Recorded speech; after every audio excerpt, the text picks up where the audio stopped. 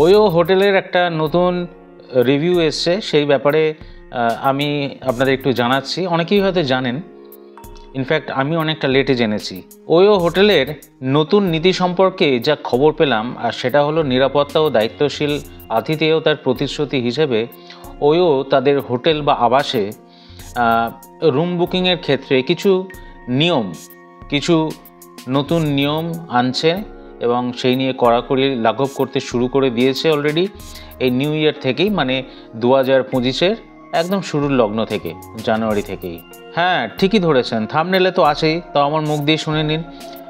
ওয়োতে unmarried কাপলদের বুকিংয়ের ক্ষেত্রে কী ধরনের ব্যবস্থা ওয়ো কর্তৃপক্ষ নিয়েছে বা নিতে চলেছে আগামী দিনে, আমি সেই নিয়েই বলছি। দেখুন, অবিবাহিত যুগল যারা, তারা কিন্তু আর ভাড়া নিতে পারবে না ওয়ো হোটেল রুম। এমনই নয়া চেক ইন পলিসি চালু হতে চলেছে এবং চালু করছে ওয়ো হোটেল বুকিং সংস্থা। আপাতত কেবলমাত্র একটি শহরেই চালু হচ্ছে এই নিয়মটা, তবে ধীরে ধীরে দেশের সর্বত্রই এই নিয়ম লাগু হয়ে যাবে। প্রেমিক প্রেমিকারা তাদের নিজস্ব একেবারে একান্ত সময় কাটানোর জন্য চোখ বন্ধ করে এতদিন বুকিং সেরে ফেলতেন ওয়ো হোটেল বুকিংয়ের মাধ্যমে। তবে নয়া পলিসি ও নিয়ম অনুযায়ী এবার থেকে ওয়ো রুম বুক করতে গেলে বা ওয়ো রুম ভাড়া করতে গেলে এবার থেকে তাদের ওই বুকিংয়ের সময় ওয়েবসাইটে আপলোড করতে হবে নির্দিষ্ট সম্পর্কের এভিডেন্স বা কাগজপত্র বা ডকুমেন্টস বা প্রমাণপত্র। হ্যাঁ, সম্পর্কের ডকুমেন্টস, আমি আবার করে বলছি, ভালো করে শুনুন, আরও বেশ কিছু ইনফরমেশন আছে এখানে, কিন্তু শেষ নয়।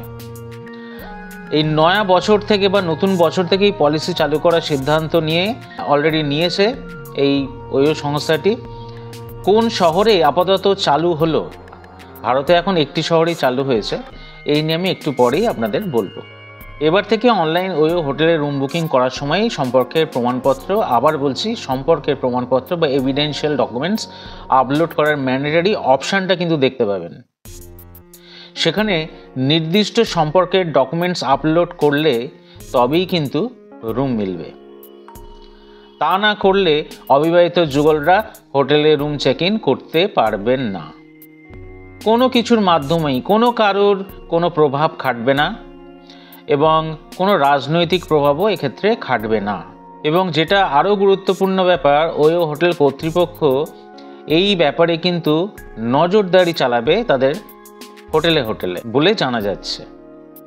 আসলে অপরাধ এত বেড়ে যাচ্ছে, তাই জন্যই হয়তো এই দায়িত্বশীল নিয়মের অধীনে আসতে চলেছে ওয়ো সংস্থাটি। আমি দেখুন কখনো ওয়ো হোটেলে বুক করিনি এই জন্যেই, কেন আমরা গোড়া থেকেই একটা ধারণায় এসছি যে ওয়ো হোটেল মানেই হচ্ছে অবিবাহিত যুগলদের জায়গা, যেখানে হয়তো নিয়ম শৃঙ্খলার বাইরে অনেক কিছু ঘটতে পারে। তো সামাজিক সম্মানের ভয়তে আমাদের মতো অনেকেই কিন্তু ওয়ো হোটেল রুম বুক করে না।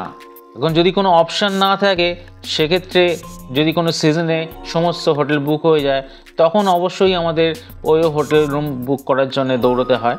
একটা কথা উল্লেখ করতে হয়ই যে অবিবাহিত যুগল হোটেলে রুম বুকিং করতে পারবেন না এমন কোনো নিয়ম বা এমন কোনো আইনি নিষেধাজ্ঞা কিন্তু ভারতে নেই এখনো অবধি। কিন্তু নানা সময় দেখা যায় সামাজিক চাপ এবং আইনি জটিলতার কারণে প্রেমিক প্রেমিকাকে রুম ভাড়া দিতে চায় না হোটেল কর্তৃপক্ষগুলো। এই সামাজিক চোখরাঙানির মাঝে কিছুটা যেন খোলা হাওয়ার মতো ছিল এই ওয়ো হোটেল। কাদের জন্য? না, অবিবাহিত যুগলদের জন্য।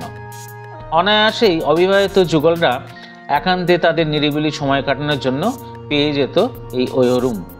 কোনো রকম কখনোই তাদের আইনি জটিলতার মাধ্যমে পড়তে হতো না এসব অবিবাহিত যুগলদের। 2013 সালের মে মাস থেকে শুনেছি পথ চলা শুরু হয়েছিল এই ওয়ো হোটেল রুমসে। কয়েক বছরের মধ্যে সংস্থাটি আকাশ ছোঁয়া সাফল্য পেয়েছিল।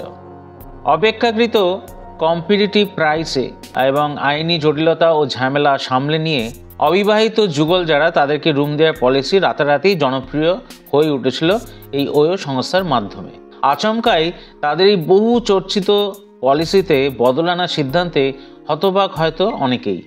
আসলে যা জানা যাচ্ছে যে নাগরিক সমাজের বিভিন্ন প্রতিক্রিয়ার ভিত্তিতেই এরকম সিদ্ধান্ত নিয়েছে ওয়ো কর্তৃপক্ষ। অনেকেই চাইছেন অবিবাহিত কাপলদের হোটেলে থাকার বিষয়ে নিষেধাজ্ঞা হোক।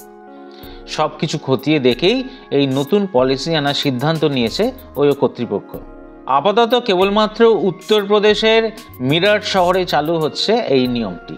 এই নতুন নীতি আনার পেছনে ওয়ো সংস্থার মূল উদ্দেশ্য হলো তাদের অতিথিদের জন্য একটি নিরাপদ এবং আরামদায়ক পরিবেশকে নিশ্চিত করা।